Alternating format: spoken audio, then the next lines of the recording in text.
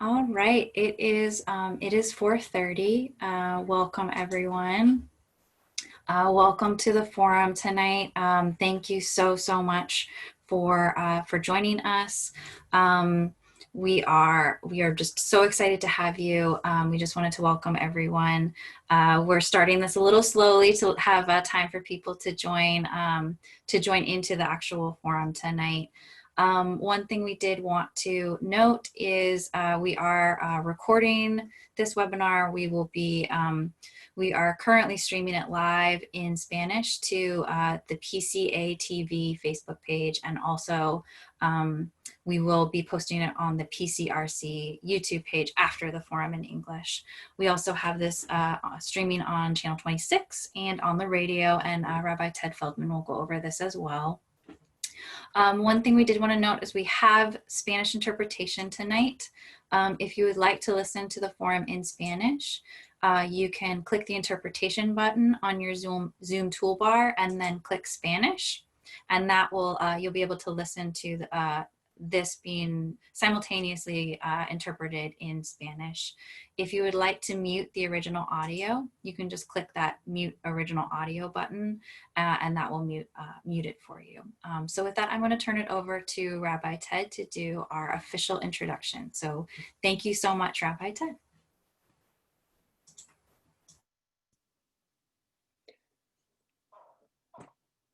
So I am Ted Feldman, the chair of the Petaluma Community Relations Council. Welcome to Petaluma Community Relations Council Second City Council Candidates Forum. The mission of PCRC is to serve as a coalition of individuals and groups promoting the values of respect, appreciation, and understanding of diversity among all the people in our community. By fostering positive human relations, we identify and confront discrimination, respond to the needs of our community, and serve as a source of information and advocacy. This evening's program is being aired on Zoom, Facebook Live, Petaluma Community Access TV, and will be recorded and available on our PCRC Facebook page after the event.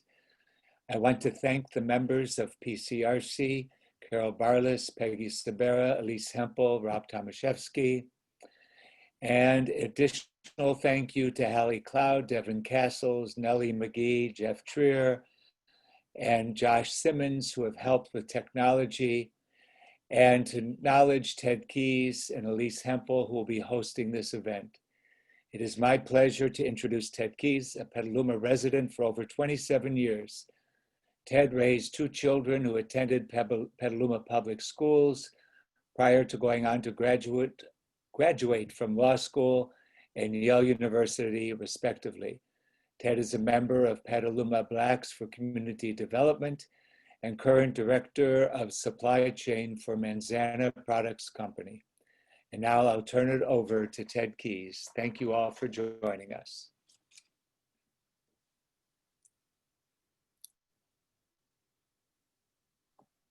Hello, everyone, and welcome for taking your time out to join the forum. Tonight's 90-minute program topics were decided by polling the members of PCRC and will cover governance and City of Petaluma budget. Each of the candidates received a summary of the questions raised by PCRC members prior to this meeting. We have asked the candidates to address the PCRC questions in their responses on tonight's topics. Follow-up questions will be asked by Elise Hempel, who is joining me this evening. One side note is, as was mentioned before, there is a timer on the screen, and as your time winds down and as your time actually runs out, I will remind you that the time is actually out, and then we'll move on to the next candidate. So that always feels awkward to interrupt you at that time, but I'm giving you a pre-warning. PCRC members raised many questions and concerns about governance. Each candidate will have 2 minutes to answer the questions. The first question this evening is social equity, which addresses fairness, justice, and equity for all, is often named as the fourth pillar of public administration and is tremendously relevant today. How will you, as a member of the City Council, promote discussions that increase understanding of the root causes of social inequity, and take action that moves us closer to a more equitable society for the future? And the first candidate to respond to this question is Kathy Miller. Thank you, Ted, and good evening, everyone. So, the City Council has been working on social equity issues for a while. We'll be holding a workshop to listen to and discuss the results of the community listening circles. We held a meeting with the police commissioner, or the police chief, the city manager, and the mayor to listen to community concerns about policing. And I personally talk to my constituents all the time about social equity, and I will continue to do so. Some of the things that we can do to make things more equitable in the future is obviously we need to be building affordable housing near transit. We need better public transportation options for people. We need to ensure that we're developing housing that fits existing neighborhoods. We need to better address homelessness. One of the things that I support and have supported is expanding COTS, and we're working on doing that right now. There's a lot of talk out there about defunding the police. What I would say in response to that is that our police force was defunded essentially in 2008 during the recession. We are 10 officers down. We have 6,000 more residents in Petaluma. And, I think taking away police officers becomes a public safety issue. And, one of the examples of things that our police officers do is, for example, this week, they've been up in Santa Rosa helping evacuate people. So I'm not in favor of limiting our police officers, limiting the force. But what I do support is, so many of the calls that they respond to are mental health calls. And we need to have mental health professionals accompany them on those calls because they're not trained for that. And so I do support that. And I also support more bias training. I think that's a wonderful idea and is always helpful in any position that you're in. Thank you.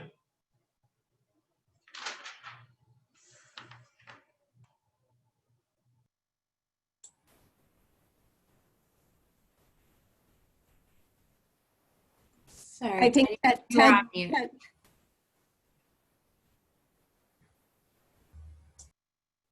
Sorry. Thank you, Kathy Miller. And the next respondent is Dennis Posike.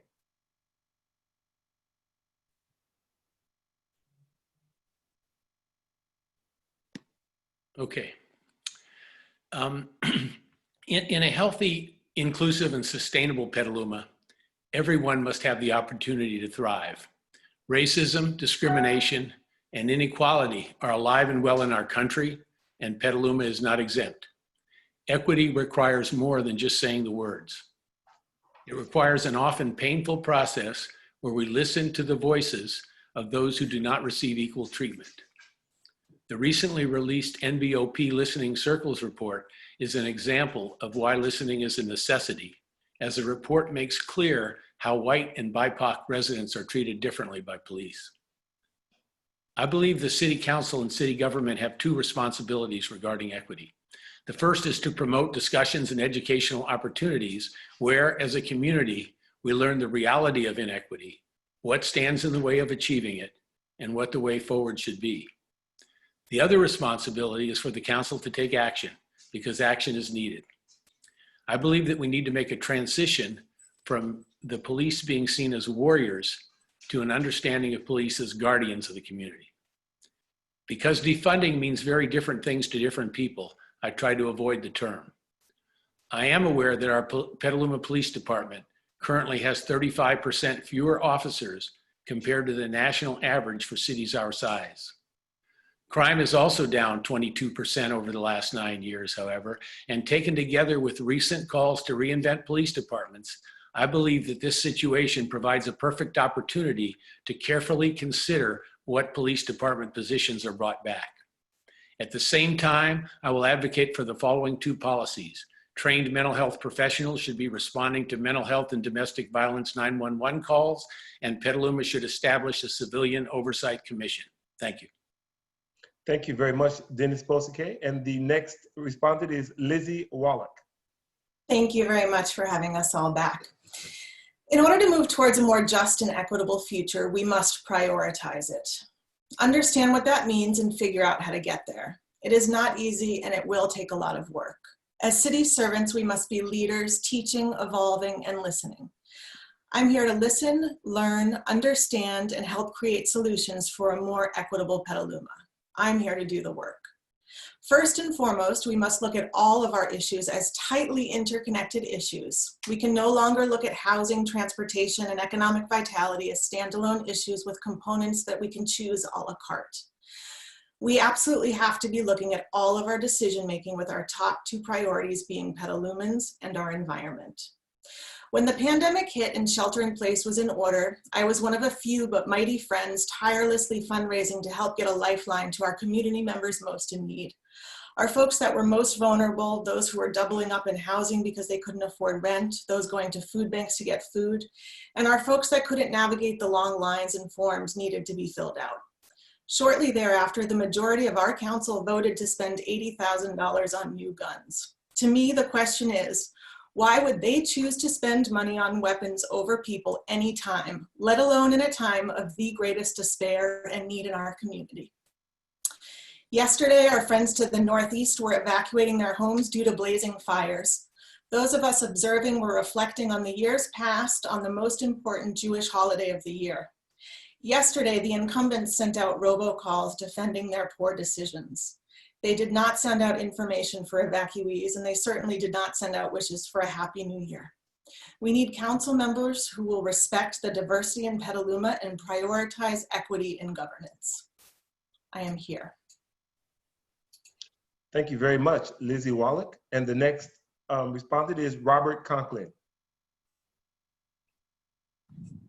Hello, everybody. We're here again with fires raging around us, and we're going to have a lot of people displaced and needing homes. In the last few weeks, I've been doing a lot of humanitarian efforts, and I'm seeing just how bad it really is in the area as well as across the country. This is going to be the next few years is going to be a very large rebuilding process for not only our city, our area, and the whole United States. In Petaluma, we need to definitely be focusing on transit-based housing. We need to get with the leaders in the community, whether it's through faith, social groups, or whatever, and have them and get in the community and speak with the residents and see what they need. And everybody needs to work together, whether it's law enforcement or social rights or rights groups. Right now, we need to come together and stop the division. A lot of people are angry. A lot of people are scared. And right now, we just need to all pull together for a common goal and try to make everybody's life a little bit better. I just hope everybody can work together and, let's get this stuff going and start the healing process. It's going to be a long, hard journey, but if everybody tries to stay positive and, works together, I think we can overcome. Thank you. Thank you, Robert Conklin. And next is Mike Healy. Thank you, Ted. So the core of this question was how to promote discussion. And a lot of the candidates have gone off onto specific policies, and that's fine, and I'll do that in a moment. But in terms of promoting discussion, I would start with the observation that we can and should and must have these conversations locally, but we, as a nation, the national discussion is so fractured right now and so fraught. I'm very hopeful that, come January, we will have a national administration and a Congress that are pulling in the same direction that we want to be pulling, and we don't get these wildly mixed and conflicting messages all the time out of Washington. So that's a real challenge for us. And I think we can do a lot of things locally, but if you look at some of the key markers that have come down over the years, the Civil Rights Act, the Voting Rights Act, there was really national leadership on those. In terms of local things, the city did promote the temporary art installation at Leghorn Park. We now have the slightly longer term, but still temporary Black Lives mural at the library. I would support a more permanent art installation as a conversation starter. And for those of you who aren't on the council, there was actually some significant blowback on that from members of the community that we don't normally hear from. So yeah, absolutely, there are people who need to be talked to. I agree with the point about adding mental health professionals to the police department. Our police department does have a proud history of community policing. I want that to continue. I agree with the comment about not defunding police. I agree with continuing our strong track record of creating affordable housing. What we've been able to afford isn't enough, but it's what we can do. Thank you. Thank you, Mike Healy. And the next person is Gabe Kearney. Thank you, everyone, and thank you to the organizers this evening. The question that was posed to us is how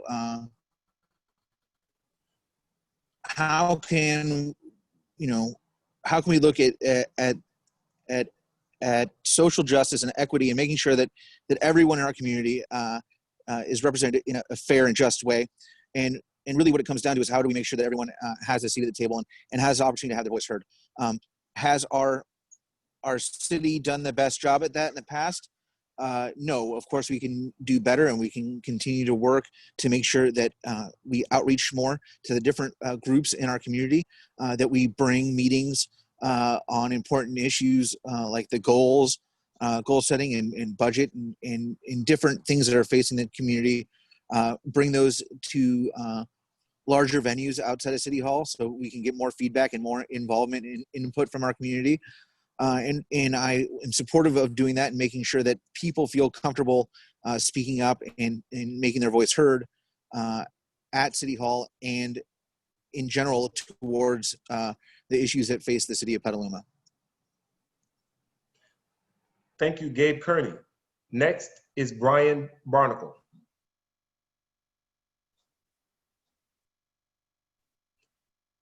And Brian, you're on mute. There you go. Thank you, Ted.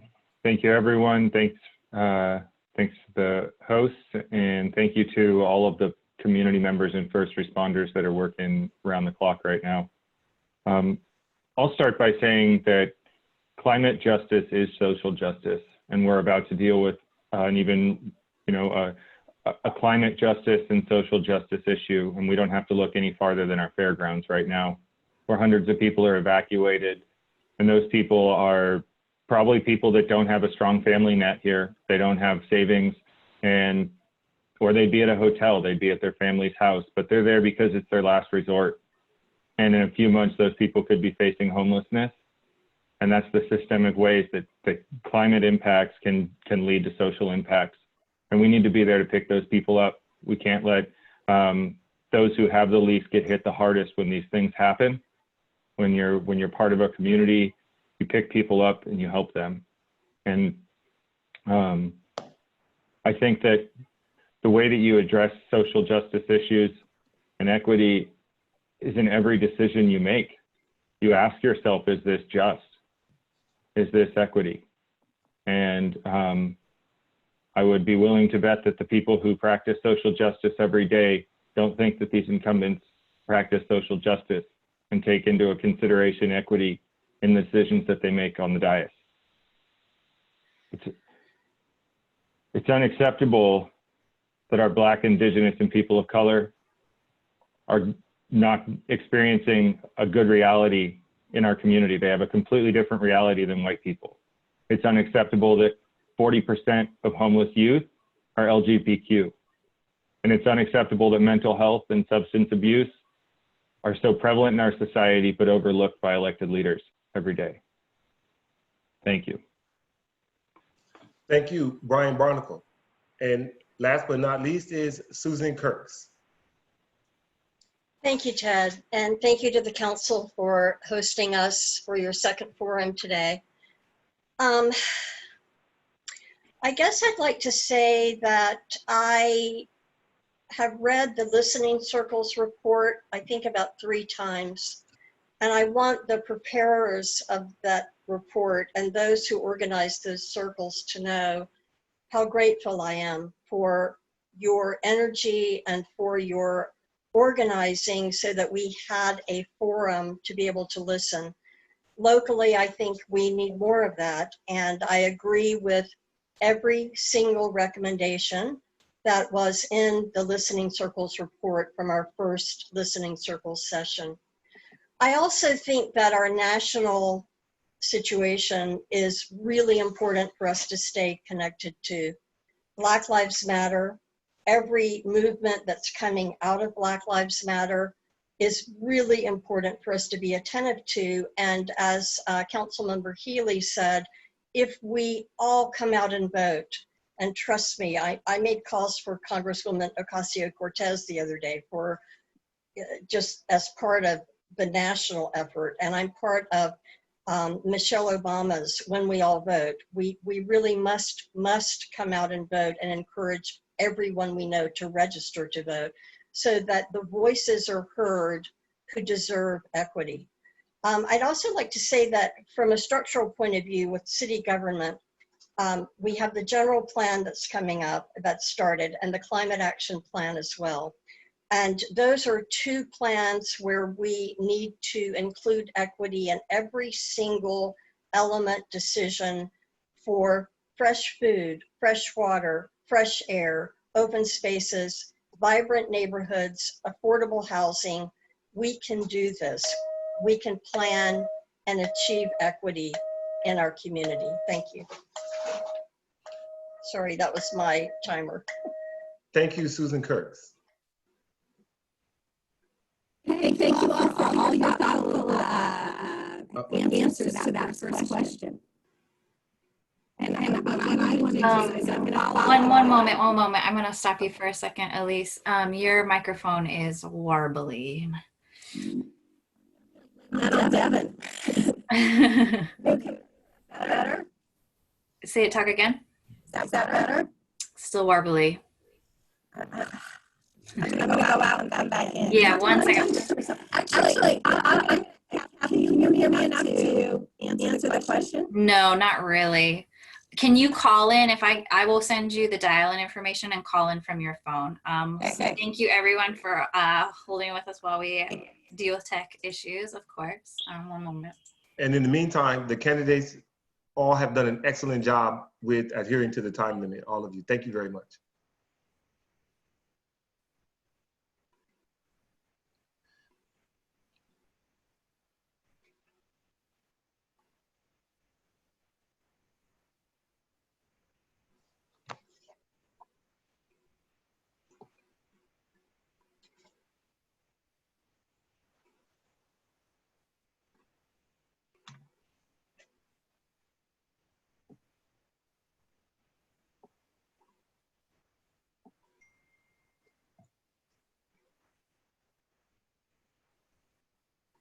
Is that better? Yes. Yes, it is. Okay, great. Thank you. I'm just going to stay with my screen off so you'll get that fun picture of me. Thank you all for your thoughtful questions. I'm going to start with full disclosure. I usually spend a little bit more time thinking about the questions, but we've been working on helping stand up the evacuation sites. So my questions really are right from the hip, if you will. So Kathy, you talked about public transportation and equity. And I believe that in our city, we could do a better job at building those 2 programs so they align better. Can you expand a little bit more on how you would use public transportation or impact our public transportation system so that it is more equitable?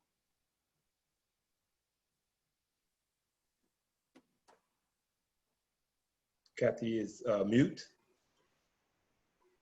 Thanks, Elise, and thanks for what you're doing to help with the evacuees. I know you've been super busy with that. So, to answer your question, one of the things that Petaluma has sort of as an issue is we don't have a super robust public transportation system, and there are a lot of reasons for that. One of them is funding, obviously, and some of the other reasons are we're not a major city, and so the more people you have, the easier it is to have a more robust public transportation system. But we are cognizant of the fact that, a lot of people rely on public transportation to get around. And a lot of those people who do rely on it are of lower incomes or are disabled. And so what we are trying to do with public transportation and will continue to try and do with it is to make it more accessible for people, to make it more affordable for people, to make it easier for them to make seamless transitions to Sonoma County Transit, to Golden Gate, to the SMART train. And so that's been a priority of our transit system. One of the things that we're looking at, if our transportation funding measure is successful, is there will be a lot more money going into public transportation, like the buses, going into the bus systems. And that will allow us to, reduce fares, have reduced fares for seniors. We have reduced fares for students. And so all of those things, help people get access to public transit. There is also a program right now that is being looked at as a Clipper program, and it's a reduced transit depending on your income level. And so that will also help people who are economically disadvantaged use public transit. And so I look forward to that program coming on. And I think that these are things that we can certainly continue into the future. Thank you. Thank you, Captain Miller. Next to respond is Dennis Bosike. Hi, Dennis. Hi. So you raised the issue about health and thriving. And so my question for you is as we're coming out of this pandemic and we're working to provide economic relief as a city for equitable recovery to Petalumans that are struggling, how would you put the lens of the glasses that you're going to use if elected to really provide services that would lead to equity or equitable recovery? Thanks. Yeah, I think the first thing in addressing this question is that there will be no recovery until all our residents are certain that the virus is contained. We need to look for and lobby support from Congress and the state. And then we need to think about the equity issue in terms of we need to provide emergency paid sick and family leave. We need to have worker retention policies so that when workers temporarily become unemployed, they have at least a pipeline to get those jobs back. We need to have anti-eviction ordinances and to prevent rent increases while we're recovering. We need to support the small businesses as well, but we definitely need to replace income for people at the bottom end. And we need to do this, I think, by going out in these communities and finding out what is needed. We can't expect them to come to goal settings at City Hall or at Lucchese, and we need to seek folks out who need the help. Again, I always get back to the more equitable our community is, the more healthy even people in the top 1% will be. This has been shown in several studies, and I think is extremely important in this regard. And finally, I would just add again that we all are in this together. We see this. I saw it at the fairgrounds yesterday when I went there to volunteer, and I agree with what an earlier speaker said about that the people that are there are folks that have no other option from family or personal wealth or just their position in life. But it's very stimulating to work with these folks, and they Thank you. Okay. Thank you, Dennis Bosque. Next is Lizzie Wallock. Hi, Lizzie. So the city charter, if elected, would give you as an elected official the opportunity or the power to establish commissions. With an eye towards social equity, would you work to engage others in the community? Would you look at forming different commissions? And if those are formed, how would you find resources to have city staff also support those commissions? Thank you. Yes, I think that this is something that I've been thinking about a lot, and how to maintain a consistent and constant dialogue between various groups in our city, in addition to the commissions that we have. And I think it's really, really important. There's a lot of excellent groups out there that I think that we all could benefit hearing from regularly, being a part of their meetings. And so when I brainstorm and think about how to kind of divide council members to be able to attend and report back, I feel like that is a real kind of top priority, as well as council members being active in identifying what is not happening in the city and what folks are not at the table, and where we are lacking, and how can we start to reach out and create more dialogue there. So just as much as, you know, council members doing the work. And then when we talk about funding of commissions, you know, it's a priority. It's a priority that we have to figure out a way forward to start to look at all of our policy in place in a way that hasn't necessarily been done before. So it's all new chartered territory here, but we absolutely have to do it. And so I can say that it's a priority of mine. There we go. Thank you. I think Ted's on mute, so I'm going to take it. The next one is Robert. And you touched on rebuilding, and you touched on how we should, the city, work with faith-based groups and social groups and encourage everybody to come together. How would you see that vision playing out, and how would you encourage that conversation? Well, the best ideas come from the most from the strangest places. I don't mean to say strange, but you'd be surprised on who comes up with the ideas of, you know, what's going to make the machine move. Going out, talking to religious groups or you know, the Elks Club, the Lions Club, or whatever. It gathers many people together. You know, getting people together like that, they will come to, you know, they'll volunteer their time, or they'll get on board to push for a project or whatever.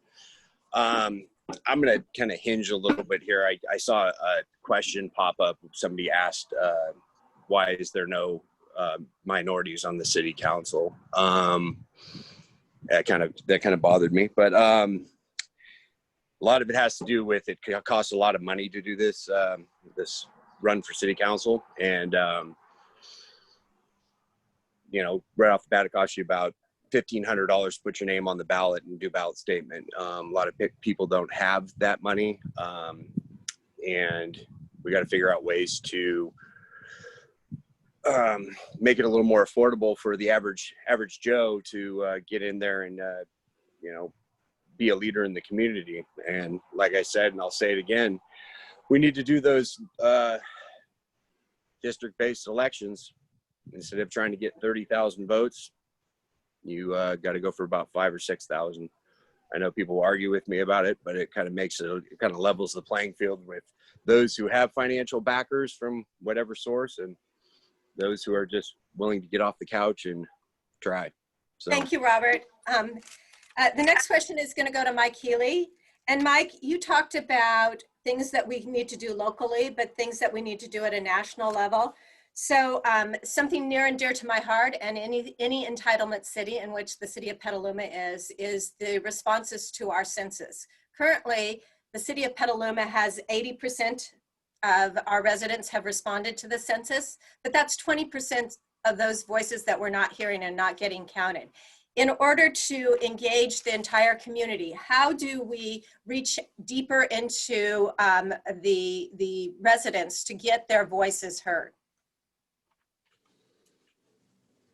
So I think there's a couple parts to that question.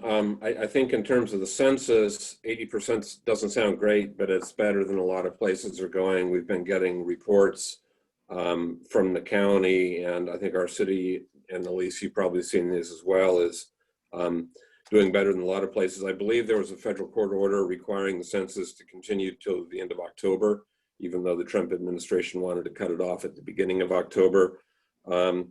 Obviously, door-to-door canvassing is a challenge this year. Reaching out to non-English speaking households was always going to be a challenge. The city has not had a direct role in it, and I don't believe any of the other cities have either. But we've certainly been promoting it, and it's very important to get as complete a count as we possibly can. Yeah, so I think when we get to the end of October, the numbers are still not going to be good, and it would not surprise me, and I would advocate for continuing even beyond that to fill in the gaps where they have been found. And I'm sorry, Elise, what was the other part of your question? How would you continue to engage this population once we reach the 20%? Well, I mean, just for the purposes of the census or right. ongoing? I mean, there's 20% of our residents that are just for whatever reason, and my hunch is they're priority populations, maybe living in poverty, don't really understand the value of the census. How would we engage them? Right, and they probably don't have good internet access. So I think you really need to be out knocking on doors, and that's what the census needs to be doing. And I think that's what you're going to see the courts require after we get to the end of October, and there's still inadequate counts across the country, not just here. Other states are much worse than California, and other counties are much worse than Sonoma, but 80% is not adequate. Thank you. Thanks, Mike Healy. Gabe Kearney. Hi, Gabe. So you talked about everybody having a seat at the table, and then Robert raised the issue about why we have no people of color on our city council. So as somebody who is a person of color, could you speak to what the seat at the table really means, how you got that seat, how we can encourage others to come and be part of the decision-making process as a city? Thank you, Elise. And I think Elise, having met my family, knows that I am of Mexican-American descent and the first Mexican-American member of the Petaluma City Council, and the first openly gay member of the Petaluma City Council. And so I bring a unique flavor that is my experience and my lived experience in the city and my perspective on how things should work or the best vision, in my opinion, of how our city should be moving forward. Do I speak for every member of the Latinx community in Petaluma? No. I speak for what I think is what the best view of Petaluma is. And so that's why we need to try and get more people to get involved, try and get more voices at the table of different ethnicities, of different sexual orientations, of different economic levels. I started in local government at 16, coming to speak at the city council meeting about how important it was for us to provide domestic partner benefits to our employees and to provide a domestic partner registry in the city of Petaluma. And so I've been fighting for the past 22 years, which is a long time in my opinion, for those issues in our community. Thank you. Thank you, Gabe Kearney. Brian Barnacle. Thank you. Hi, Brian. So you talked about climate justice and social justice and how every decision we make should be based on those two issues as we move forward. So in order to do that means engaging not only our community but also our staff and changing the minds of everybody in Petaluma. How would you work to put together that lens so that we're all kind of using that vision to move forward into the next 20 years? It's a fantastic question. The organizational change management and the culture shift that needs to happen within City Hall and within ourselves as elected or appointed or any sort of public servant, that's where it starts. It starts within ourselves. And, you know, from the climate side of things, the pure climate side, I think that a really easy thing to do is to split out fossil fuel budgets in every single department. We don't currently do that. We don't report them. And we have no insights, as the public at least, if our fossil fuel budgets are going up. And divesting from fossil fuels is a great way to achieve climate outcomes and social justice outcomes, because as we know, the fossil fuel industry, the impacts that they have overwhelmingly hit frontline communities. When it comes to equity, I think that we need to just ask ourselves, we need bias training. Someone brought up bias training. That's absolutely something we need to be doing, and not just within the police force. It needs to happen within every department. And every department should have some sort of a biased tactical plan, not even a strategic plan, just tactical. What are we going to do this quarter? What are we going to do this year? And we should align people's performance metrics with it. I think that there's a lot of opportunity to sway things like that. When I look at our consultant staff and the contracts that we have with some of our consultants, there's no performance metrics in there tied to equity. There's no performance metrics in there tied to affordable housing. And, you know, those are gravy train contracts that we need to do something about, and we can align them towards climate and social justice outcomes. Thank you, Brian Barnacle. Susan Kirks. Hi, Susan. Hi, So Liz. you referenced the listening circles and the recommendations that came out of those listening circles. And I want to touch on policing on that. So what type of policing reforms do you think you could support in Petaluma? And how do you feel the city is doing in the response to some of the work that has been done around policing? Well, I like to describe the term community safety. And I think that everyone in our community deserves to and wants to feel safe. And that is not the case based on our first listening circles experience and report. I would definitely support the establishment of an oversight commission.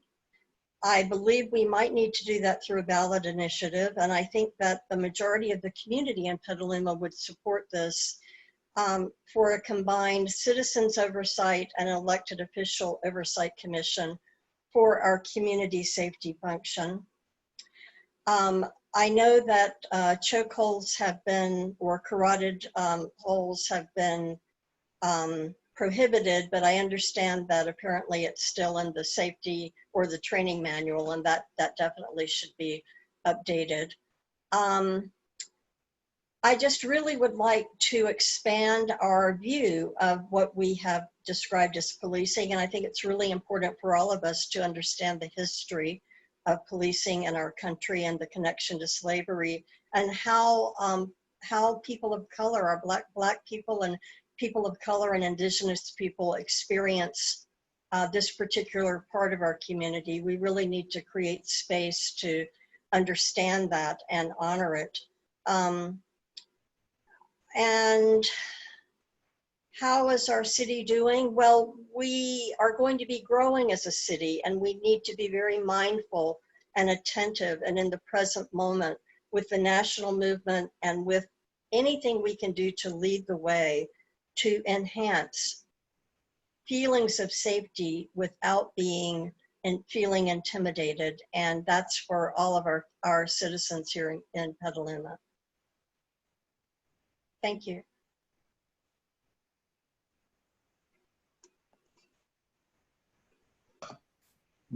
Thank you, Susan Kirks. Now moving on to the next question. The City General Fund forecast for the fiscal year 2021 and 2022 shows a negative balance of $5.1 million, and this deficit is expected to continue to grow into the future. This negative balance was predicted prior to COVID-19. How will you work with the council, city staff, and community to find additional revenue sources, manage expenditures, and still provide necessary resources to our community during the pandemic? You will have 2 minutes, and we'll start with Gabe Kearney. Thank you. So looking at our 5-year projections, we do continue to have deficit projections going forward.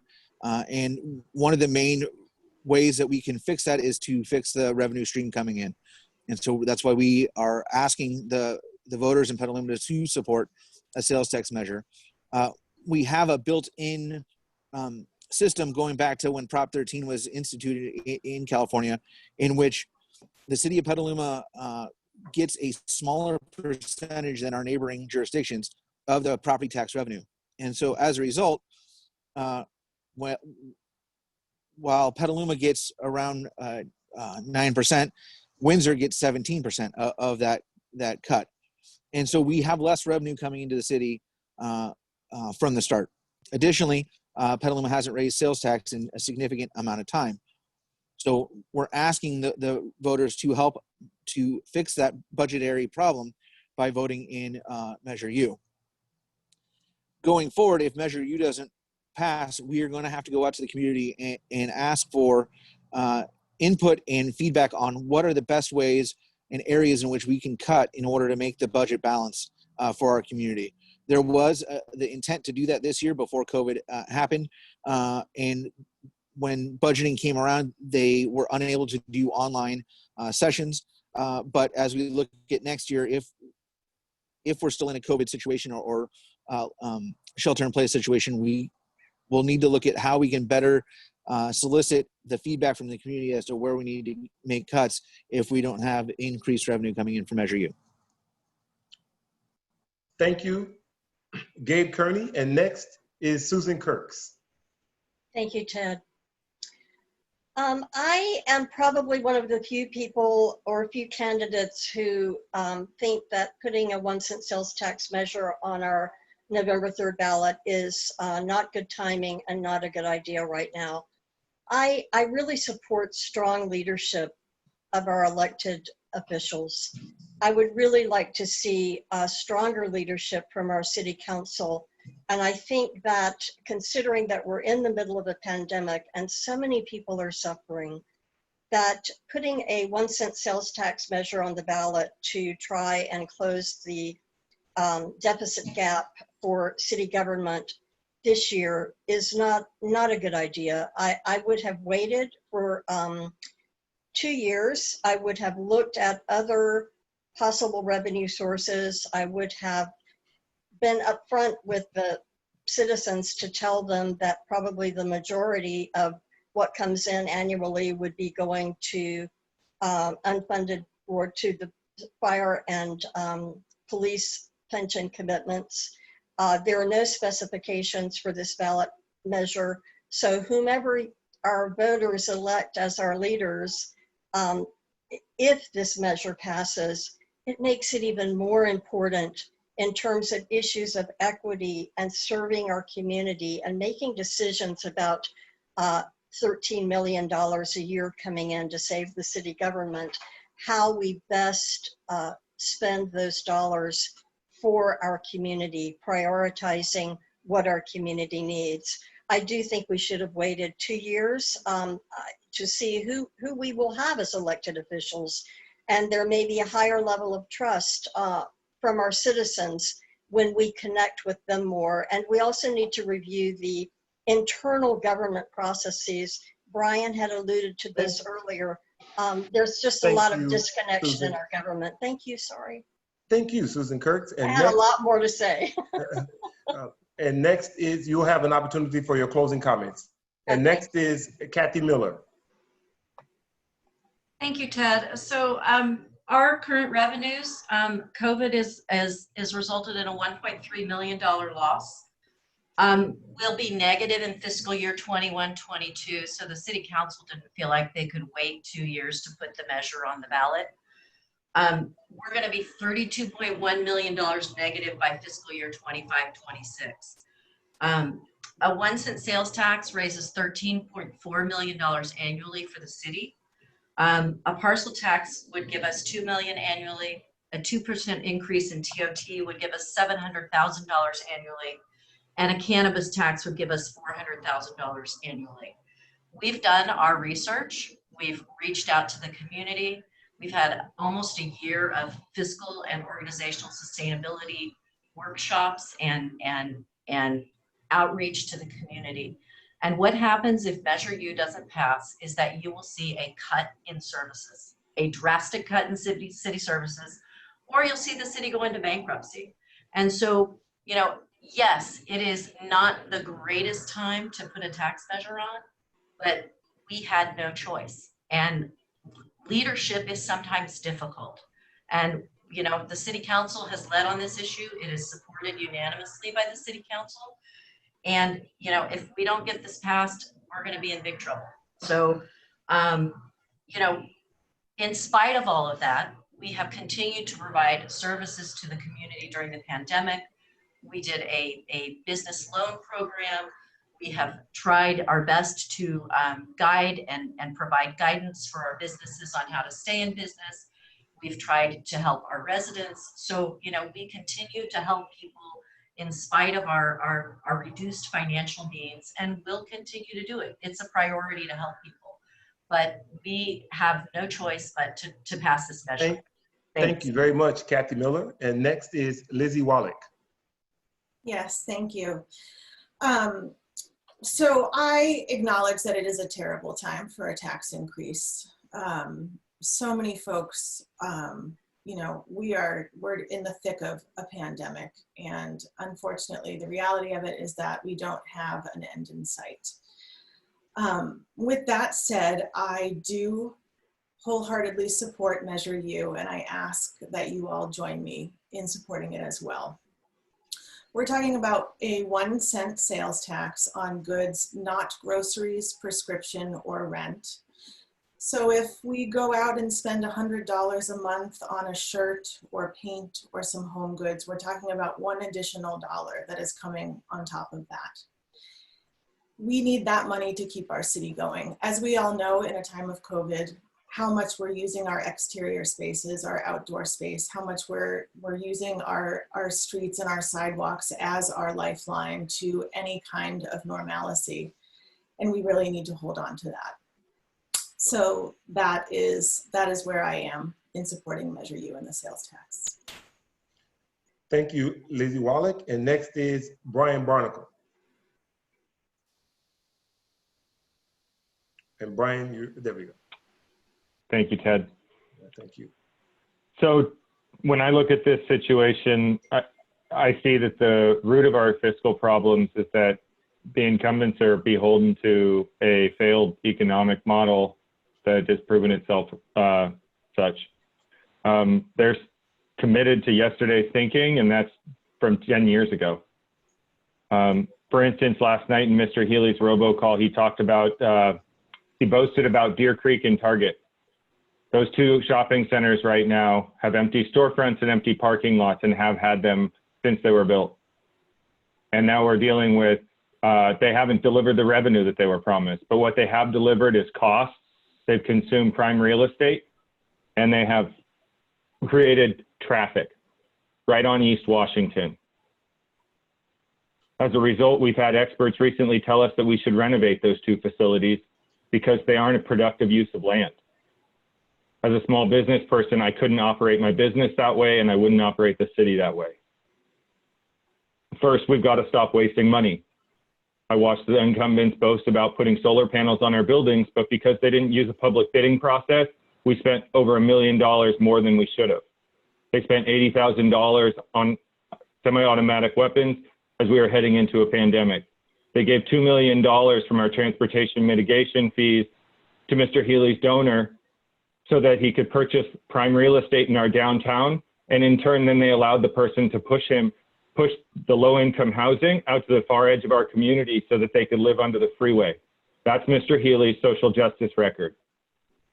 Next, we've got to stop wasting land. We need to move from pure dollar sales tax to $1 per acre because it's way more efficient. And finally, to earn more revenues, we need to increase our transit occupancy tax. We need to attract new businesses that provide good jobs, and we need to hire 1 to 2 grant writers because they can bring in 10 to 20 times what they make every year.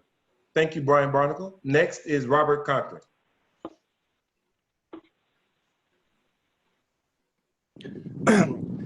I do agree with Mr. Barnacle about a grant writer. I'm involved in a few nonprofits, and my job is to fundraise.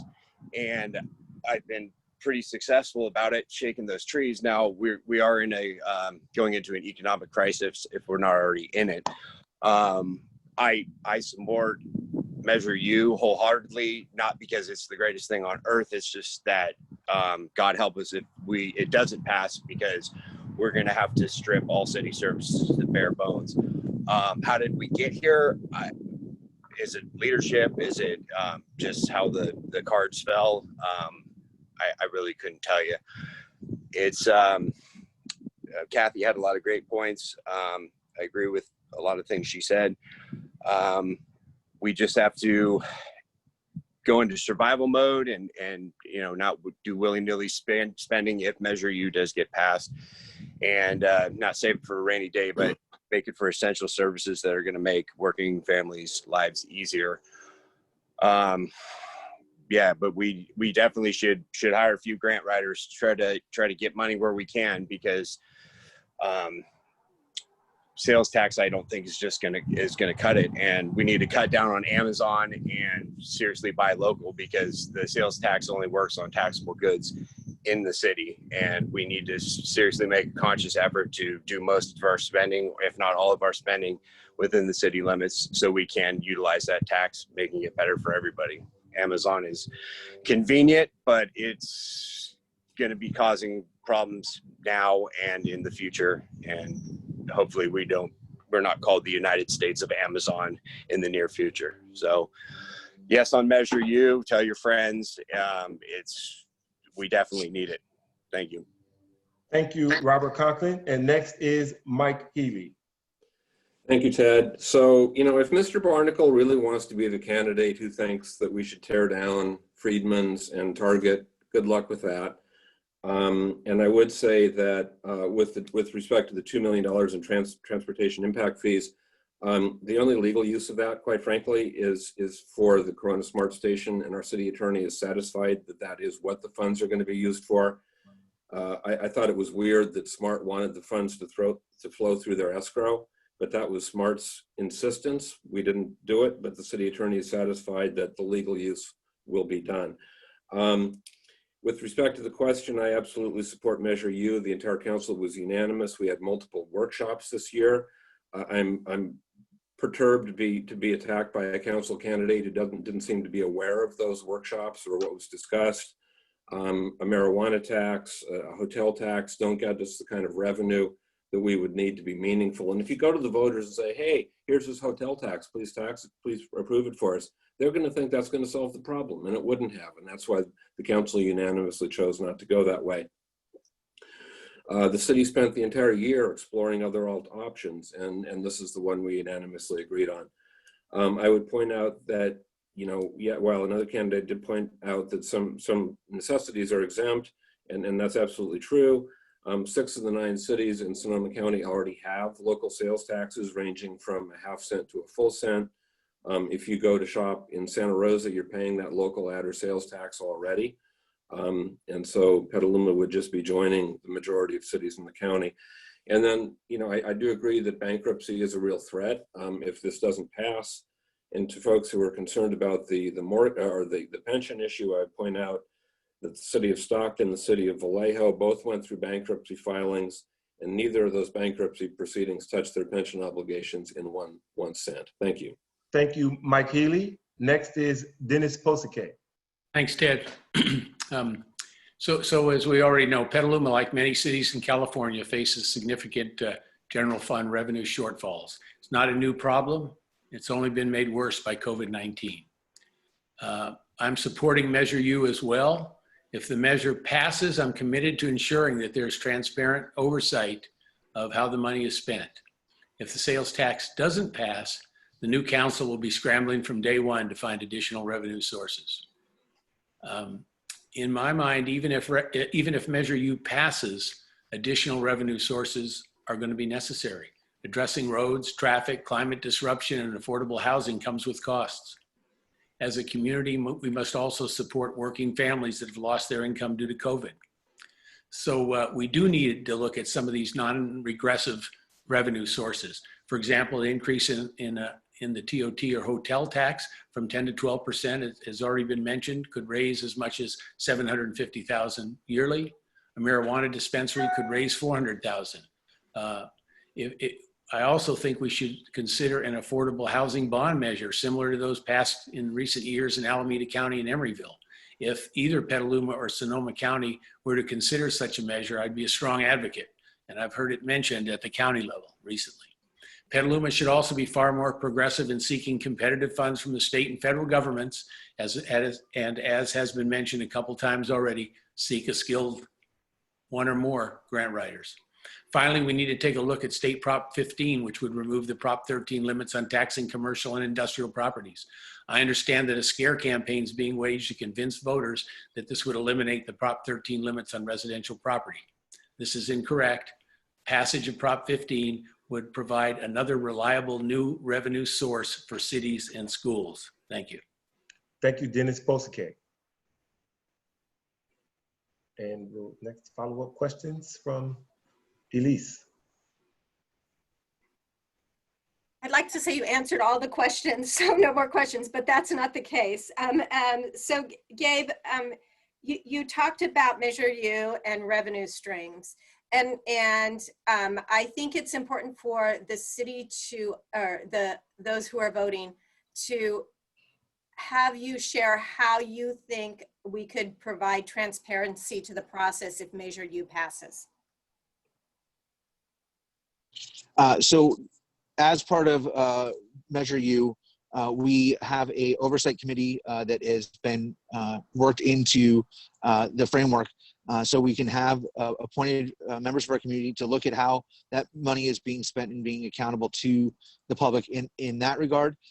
But the City of Petaluma City Council is accountable to the residents on a daily basis on how we're spending the money. Our budget is online. Our budget process is very open. We are trying to make it more accessible to every member of our community, and that is the goal moving forward. But we are very clear about where we spend our money and how we spend it every year in our budget process. But like I said, with Measure U, the transparency comes in showing every dollar that's coming in, where it's going, and having that accountability commission appointed by the council to make sure that the money that we say we're going to spend is being spent where we say we're going to spend it. Thank you. Thank you. So the next is to Susan Kirks. And Susan, you shared that you are no on Measure U. And you suggested that strong leadership is what we need in order to get ourselves out of a revenue shortfall. I did some quick math, and by 23-24, we're going to be about $17.4 million in the red as a city if we don't have Measure U. Can you explain how leadership and those dollars could come together to fill the bucket, if you will, on what we would need? Yes, thank you, Elise. You know, I will say I attended all of the council's meetings as I have for 20 years, including several commission meetings and committee meetings. So I have been engaged internally with city government for about 15 years. So I am speaking from experience when I say, first of all, I think that we really need to have a review of our internal city government processes, our departments, our staffing, functions and tasks, to be sure that we're functioning as efficiently as we possibly can. It has been my experience that we are not. And there is actually a significant amount of disconnection among departments, within departments. And I think that we as a city council, in terms of whomever is elected, if candidates are elected who really desire connection, service to our community, and efficiency, that is definitely something we should do, in addition to looking at the budget and what will happen if this measure doesn't pass. One of the things that I objected to about the measure is that there's no sunset. It's in perpetuity. There's no way that this will ever go away, or if the city, say, doesn't do a good job and doesn't handle it, even with an oversight commission, unless citizens can organize and put a ballot initiative on to reverse it. So I believe that strong leadership might have looked like not putting a sales tax of this magnitude on our ballot this year during the middle of the pandemic, examining our city government processes again, looking at a combination of raising the TOT dispensary taxes. I'm sorry. Thank you, Susan Kirks. Oh, and could I just say a sunset clause and bringing it back in 2 years for a lesser amount? Thank you. And next is Kathy Miller. Hi, Kathy. So you touched on revenue and services, and I'm looking at the PowerPoint presentation that the city's been sharing with Measure U, and it talks about fires and police stations needing to be replaced, roads are failing, deferred maintenance on our facilities. And the city of Petaluma has come out with a statement that a sustainable fiscal city is one that has long-term revenues that are agreed upon and the service levels, infrastructure, and maintenance that are all needed, and capable employees. Which would you choose first? Would you start with employees? Would you fix the roads? Would you do infrastructure maintenance? Where would you start first if Measure U passed, and how would you work with the oversight committee? So I think the answer to that is you kind of have to start with all of it. You know, we had our employees go through a period where they didn't get raises from 2009 to 2017. We've started working with our bargaining groups to raise their pay, because we have to keep competitive pay, or we lose all our employees to other communities. So, you know, we've started that, and I would certainly like to see that continue. Roads are, when I talk to people, roads are one of the biggest issues that people raise. And so, you know, we have to keep doing we have to keep repairing roads. The gas tax has allowed us to get matching monies and do more road repairs, and we're seeing road repairs around town. We're seeing major roads repaired. We've taken care of Sonoma Mountain Parkway. Maria Drive is in process. North McDowell and Petaluma Boulevard South are next on the list and scheduled for next summer. So we are doing road repair. We'll continue to do road repair.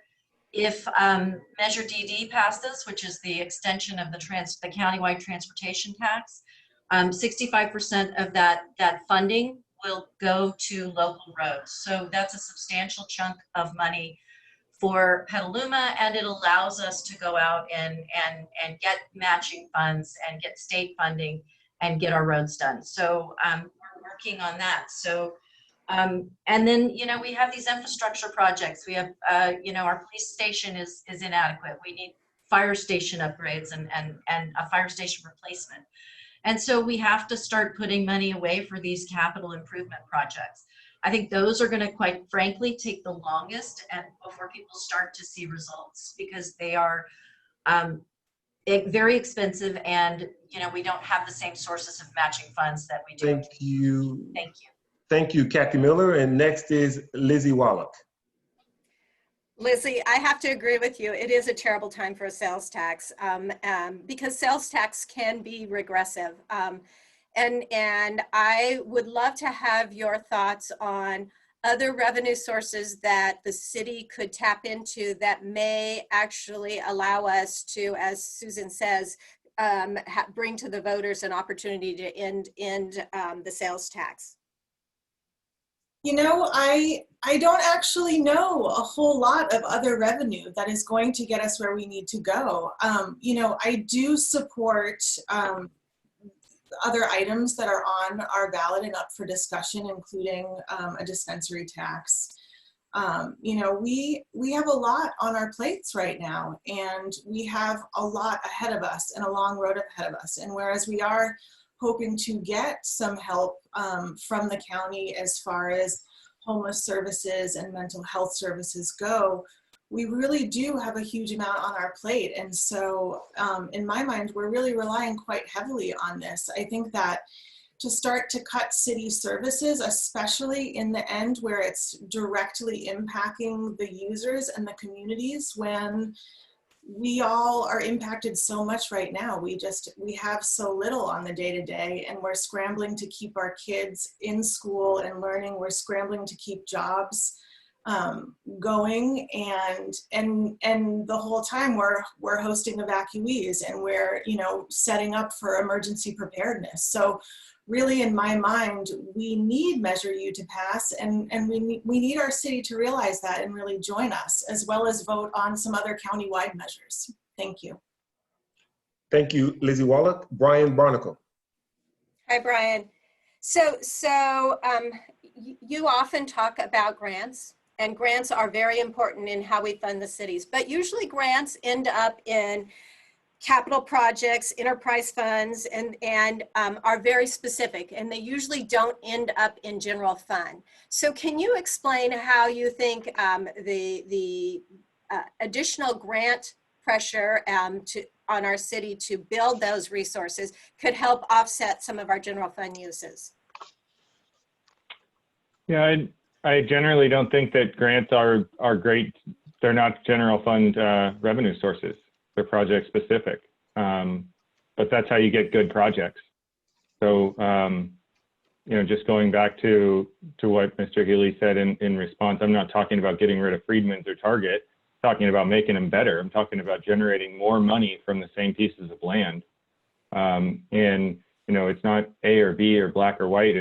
It's you know, option C is where you find the sweet spot, and the grants can help you get the extra mile. So, for example, at the downtown station where they pushed all the affordable housing away, that is the ideal location to have grants. There's at least 3 or 4 different grants that will pay for infrastructure if we're building affordable housing there. But because they push the affordable housing out to the far edge of town, we don't qualify for a dime. And that is the reality when you have, you know, just poor decision making, you know, driving the process. And if we're working with developers in a more proactive and productive manner, where they bring a project forward and we say, we want to help you, we've got a grant writer that wants to help go after this money, all of a sudden you find partnership when you're trying to make money together. When you're helping the developer make their margins and they're helping you meet your affordable housing goals, that's the win-win-win right there. And we haven't been doing that. And that's, you know, it's just a lack of leadership when it comes to getting the job done. And that's what I've done my career, spent my career doing, is getting money to make projects happen. Thank you, Brian Barnacle. Robert Conklin. So Robert, you do support Measure U, and you talked about essential services. If, God forbid, Measure U does not pass, what essential services would you look to start to whittle down in order to make the city sustainable and not have to file for bankruptcy? And the adverse is what essential services would you start with to build up if it passes?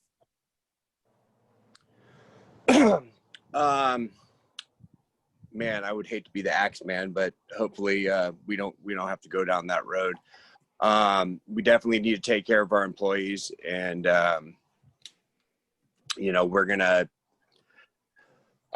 man,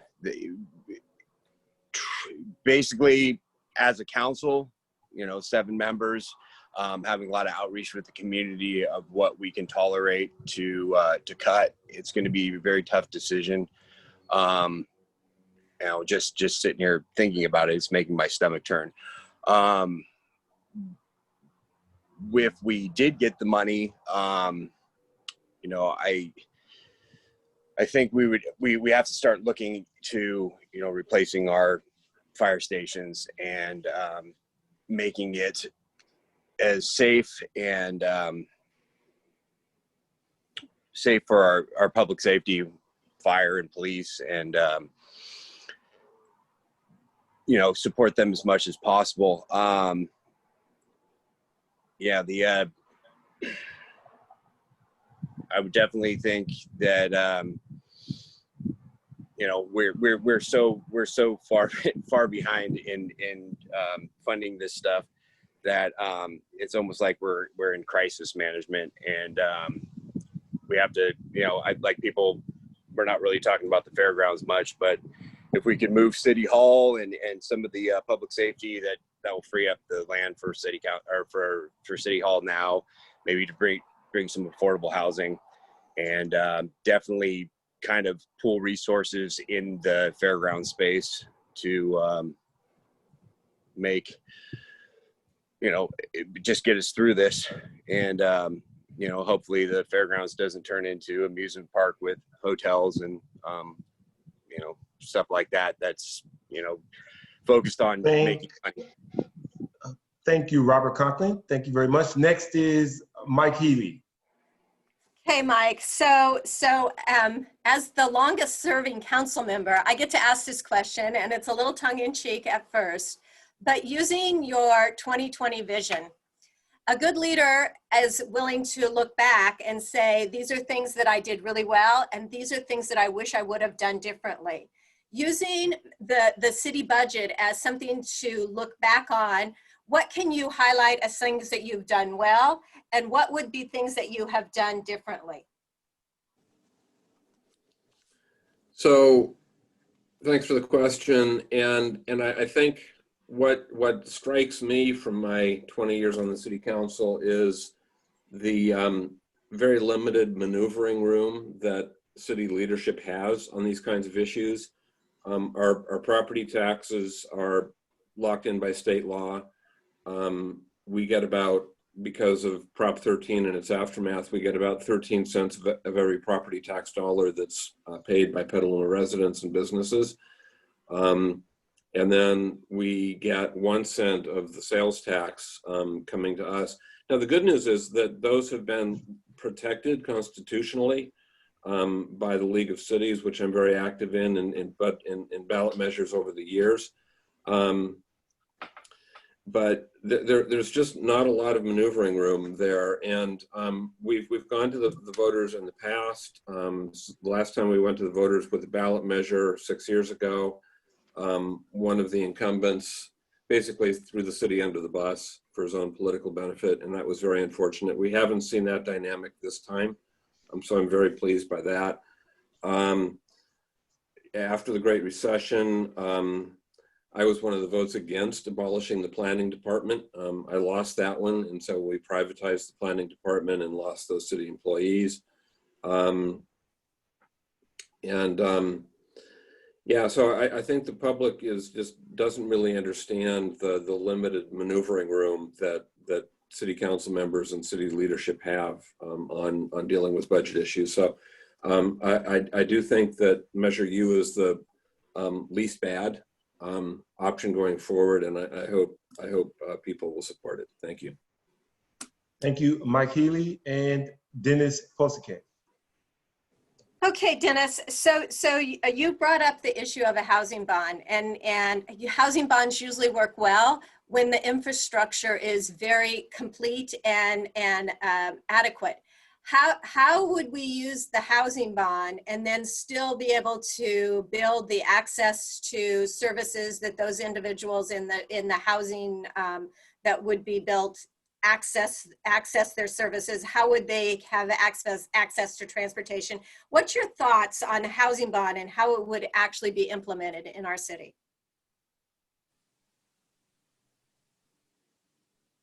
Mute. You're on You're mute. on mute, Dennis. The first thing is that at the presentation, many of us heard by the Urban Land Institute, I think I have that name right, last week. This was covered in a certain way in the fact that they addressed several pieces of property that were near transportation, and that well, some without infrastructure now, but some with infrastructure existing, that could be, in my mind, partially converted to housing and used as part of a housing bond measure. I think that, this is, we're not talking about much. The equivalent in Alameda County for the bond was less than $15 per 100,000 of assessed valuation of properties.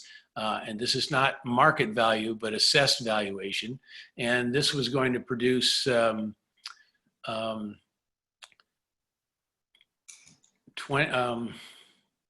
500, well, Alameda County is so much bigger, but converted to Petaluma numbers of population and assessed valuations, a bond measure which charged homeowners or property owners $15 per 100,000 assessed valuation could produce $1 million a year for 25 years if assessed for that length of time, or $25 million over the course. That would be just in Petaluma. You multiply that by about 8 for Sonoma County as a whole. And I think this is something that I know it's been addressed recently and failed to even come to the ballot, but I think it should be addressed again. Thanks. Thank you, Dennis Bosike. And now we would like to invite each of you to make a final comment on tonight's topics. Each of you will have 1.5 minutes to make your comment. And we will start with Lizzie Wallock. Thank you. And thank you again for having us here. Now is the time that we must make our communities better. Now is the time to invest in our children and in our city like we never have before. Now is the time to dive deep into our policies, structures, budgets, and plans and ensure that they are inclusive, equitable, and sustainable. Now is the time to listen to the wonderful voices in our city and ask them what they need and what they want. Now is the time that we ask ourselves who we must become and how we will get there. The next 4 years will define the future of Petaluma. A vote for me is a vote for transparency and trust in our governance, increased financial stability for those who have been left out, and a future where the best of Petaluma shines. For more information, please see LizzieWallock.com. Thank you all. Thank you, Lizzie Wallock. And next for final comments is Robert Conklin.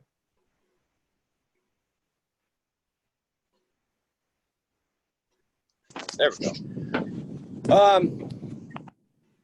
Thank you, everybody, for especially all the candidates for putting their name in the hat. This is a grueling process, and it sucks a lot of time and energy out of you. I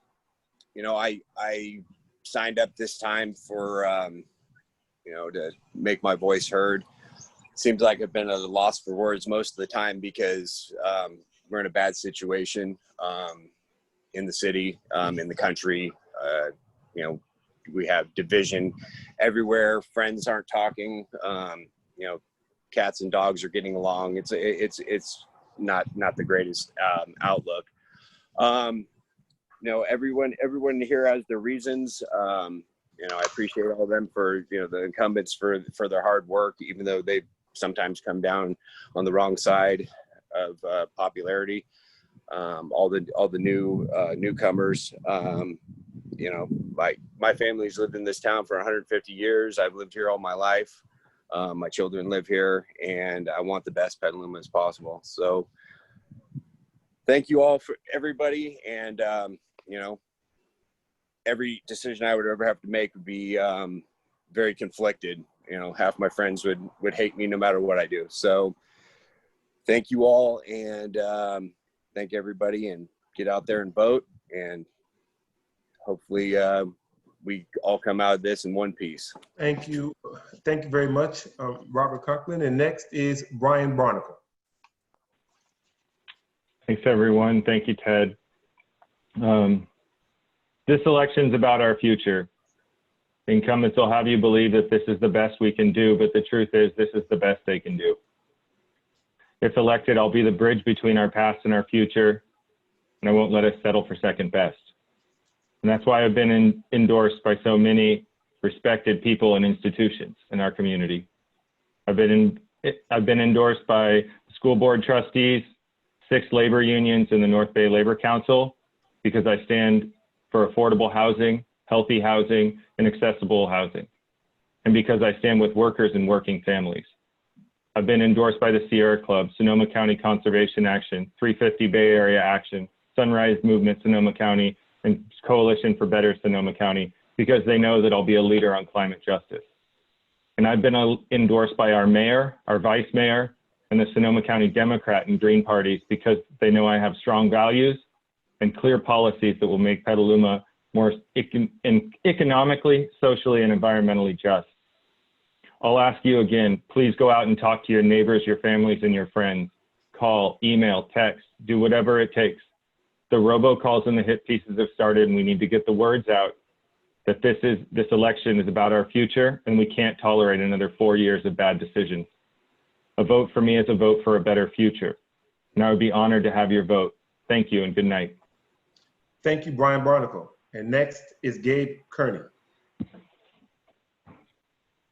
Thank you all for tuning in to this forum, and to the organizers for putting it together.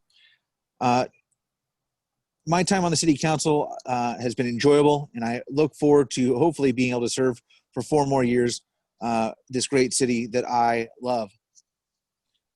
We make tough decisions on the city council almost on a monthly basis, but the majority of the council decisions are unanimous. We all want what's best for Petaluma, and we all want to move Petaluma forward in the right direction. I hope that after watching these forums, you are able to see that the incumbents have made decisions that aren't always most popular, but we have the best interests of our community at stake, and really want to do what's right for this community and move us forward, and make sure that everyone feels safe and welcome in our community. Please join the public safety community in Petaluma, our unions who have endorsed myself, Mr. Healy, and Kathy Miller, and as well as Congressman Huffman and Senator Bill Dodd. Please join them in supporting me and the other incumbents this November when you vote. Thank you. Thank you very much, Gabe Kearney. And next is Susan Kirks. Am I unmuted? Oh, yes. Great. Thank you. Yes, you are. Thank you to the Community Relations Council. Ted, thank you for moderating, and Elise Hempel, thank you for your really good questions to all of us this evening. I didn't mention in the community safety discussion that I would strongly support, as we review our community safety function here in Petaluma, inclusion of mental health professionals and social worker professionals as part of our community safety staffing. And I have been in Petaluma for 20 years. I have been very involved in city government. I actually wrote a grant application to the Coastal Conservancy for Paula Lane acquisition funding several years ago that was received feedback for getting $400,000 if we had needed it. The city then went behind our back and chopped that, and I guess the community can thank us for the trestle rehab grant that was given to the city for that. So that was an example of a disconnect that I would like to see not happen again. And I do agree that grants are a great way to go to help support projects. I just want us to be a unified community with strong leadership. And I say that I bring experience, common sense, and vision. And I'd like to ask our viewers tonight to go to my website, susankirkspetaluma.com, and review my positions on community safety and improved government in particular. Thank you very much. Thank you very much, Susan Kirks. Thank you. And next is Dennis Posegay. Thanks, Ted. I'd also like to thank PCRC for putting on this forum and thank everyone who's attended. I want to point out that the 3 incumbents have served on the council for the past 8 years. One has served for 20 of the last 22 years. Yet we're still talking about the same problems: Rainier, traffic, affordable housing, and the worst roads in the Bay Area. Instead, we should be working to make Petaluma a healthy, inclusive, and sustainable community. As a physician, I learned that repeating a failed course of action is only likely to produce more failure. Petaluma cannot afford to be talking about these same problems 4 years from now. We must resolve them so we can face the climate crisis, the personal and economic fallout of the pandemic, a good faith reckoning with fairness, equity, and justice, and doing the hard work of drafting an inclusive new general plan. I've demonstrated my ability to develop practical solutions to complex problems. I'm grounded in this community. I know how to bring people together. If you agree with me that it's time for change, please go to my website, postgateforcouncil2020.com, and remember to vote for me on Election Day. Thank you. Thank you, Dennis Posegay. And next is Kathy Miller. I'd like to thank you for hosting this forum tonight and for all the people who have participated. I know we're trying to wrap it up so people can watch the debates. It's been my pleasure to be on the Petaluma City Council for the last 8 years. I hope to serve another 4 years. You know, we've worked really hard for this community. There are a lot of positive things that have been accomplished in the 8 years that I've been on the council. The list is too long for me to go into in my minute and 30 seconds that I have. It's very easy for the challengers to talk about things not getting done and whatnot, and to point fingers, but until you've sat in our seats, you really don't have any idea what you're talking about or the funding challenges that we face. You know, funding is always an issue for the city. It's been an issue for the city and the entire time I've been on the city council.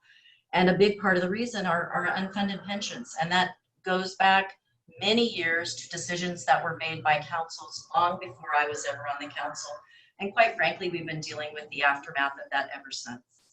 I am the only person on our city council that lives on the east side of town, and only 2 of the candidates, me and Robert Conklin, live on the east side of town. It's important that the part of town where the majority of our residents reside is represented by our council. Experience is important, and you know, we're in a very difficult time right now, and we need to keep experienced leadership. So I ask for your vote. Thank you. Thank you very much, Kathy Miller. And last is Mike Healy. Last but not least, yeah, thank you. So I just wanted to circle back on the last question, because Elise pushed me off on a tangent that prevented me from talking about something. And getting back to Measure U, 2 features of that. Number one, we haven't discussed this formally as an entire council, but it would be my intent to fast track the public safety facilities, fire stations, police station, by bonding against a portion of the future Measure U revenues and accelerating that money. That's something we can do very responsibly in this hugely low interest rate environment. But if we took a small slice of the Measure U funds and bonded against them, we could deliver those desperately needed fire and police facilities sooner. And then the second point is, I believe, and I'm quite certain that Measure U, it authorizes the city council to have a full cent sales tax, but if a future city council wants to say, you know, we only need half of that, that's something we can do without a vote of the people, and I'm sure candidates will come forward if that's ever an option. I love this town. As I said at a previous forum, it's a city of 60,000 that is networked like a town of 6,000. My real phone number is published on the city website and in the Argus Courier every week. Feel free to call me, and if you have any questions, thank you. Thank you very much, Mike Healy. So finally, I would like to thank all of the candidates for joining us this evening and our community for joining us this evening. I encourage you to reach out and speak to any of the candidates if you would like to discuss any of the topics covered. A recording of tonight's forum will be available on PCRC Facebook page. I want to thank everyone who helped to make this event a success. I wish you all well. I hope your families stay safe, and thank you very much, both the participants and those of you who are listening for joining us tonight. Thank you very, very much. And that concludes our program. Thank you. Bye-bye, everyone. Thank you.